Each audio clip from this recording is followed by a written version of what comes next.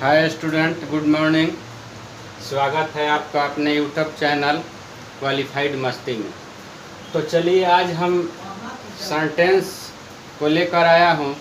चूँकि हम बहुत सारे वाक्य बनाते हैं, चाहे वो हिंदी के हो चाहे अंग्रेजी के हो, लेकिन जब कोई हमसे पूछता है कि वाक्य किसे कहते हैं या सेंटेंस किसे कहते हैं, तो हम सोच में पड़ जाते हैं। और सेंटेंस कितने प्रकार के होते हैं, किस तरह के सेंटेंस होते हैं।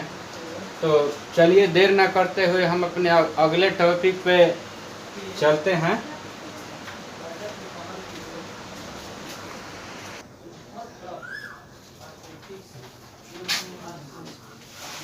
चलिए हम समझेंगे सेंटेंस। जैसे सेंटेंस के परिभाषा होता है कि a sentence is a group of words with a subject and a verb.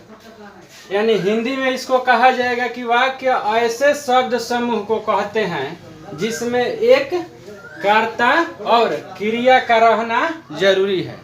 Sentence यानी वाक्य जो होता है, तो जब उसमें कर्ता और क्रिया रहेगा तब ही एक संपूर्ण वाक्य बनेगा। जैसे देखिए यहाँ पे उदाहरण में दिया गया है कि सी रीड्स ए बुक, वह एक किताब पढ़ता है।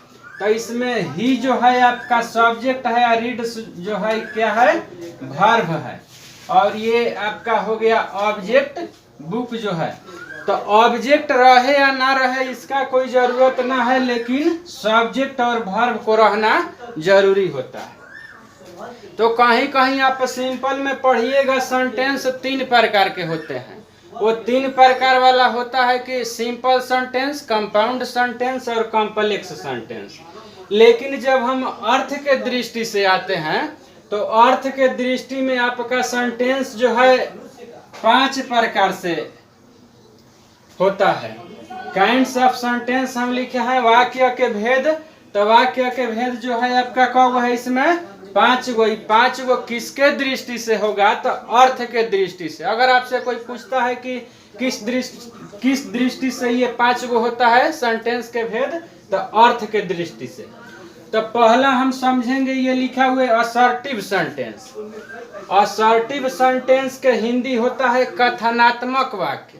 कहीं कहीं आप देखेंगे स्वीकारात्मक वाक्य या कहीं कहीं देखेंगे अस्वीकारात्मक वाक्य। ये तीनों होता है। चूंकि ये होता है कि असर्टिव सेंटेंस के अंतर्गत अफर्मेटिव सेंटेंस और निगेटिव सेंटेंस दोनों आता है। तो जो अफर्मेटिव सेंटेंस होता है उसमें आंसर यस सेंस में आता है, और जो निगेटिव सेंटेंस होता है उसमें आंसर नो सेंस में आता है। जैसे हम लोग हाँ नहीं में कोई बात करते हैं, उस तरह से।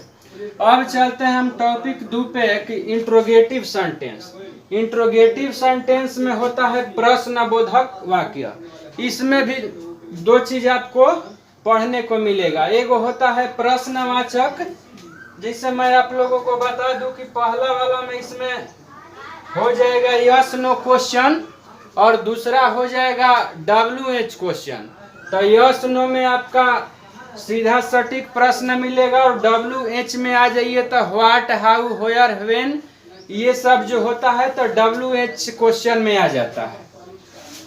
अब चलेंगे हम इंपरेटिव सेंटेंस, जो 3 नंबर है। हम इंपरेटिव सेंटेंस के मतलब होता है आज्ञा सूचक वाक्य। तो बहुत सारे ऐसे शब्द होता है कि हम बिना आज्ञा के नहीं कर सकते हैं, आज्ञा लेने का इंतजार करते हैं। जिससे क्लास के माध्यम से आ जाइए तो कोई बात करता है, आज्ञा सूचक ही हो गया कि एक दूसरा को जो आज्ञा दे रहा हो। जैसे शिक्षक हैं, स्टूडेंट को बोलते हैं कि खड़े हो जाओ, बैठ जाओ, एक गिलास पानी लाओ। इस तरह के जो शब्द होते हैं तो इंपरेटिव सेंटेंस के अंतर्गत आता है। जो इंपरेटिव सेंटेंस में आपका हो जाएगा सलाह, आदेश, और इस तरह के वाक्य सलाह, आदेश और रिक्वेस्ट, अनुरोध का बोध हो जाता है। अब चलेंगे हम ऑप्टेटिव सेंटेंस में। तो ऑप्टेटिव सेंटेंस में होता है इच्छा बोधक वाक्य, जिससे इच्छा के अनुसार आपको ऑप्टेटिव सेंटेंस हमेशा चिन्हना हो। तो आप कभी नहीं भूलिएगा इसका प्रारंभ में से होता है। ऑप्टेटिव सेंटेंस के लगभग कोई भी उदाहरण वाक्य आपको मिलेगा तब पहले में से शुरू होगा, लास्ट में इसमें साइन ऑफ एक्सक्लेमेशन चिन्ह मिलेगा। तो अभी हम ये केवल काइंड्स ऑफ सेंटेंस लिखे हैं, जब इसका भेद हम बताएंगे तो उसमें पार्ट बाय पार्ट आपको एक एक गो तुड़ करके उदाहरण के साथ बताया जाएगा।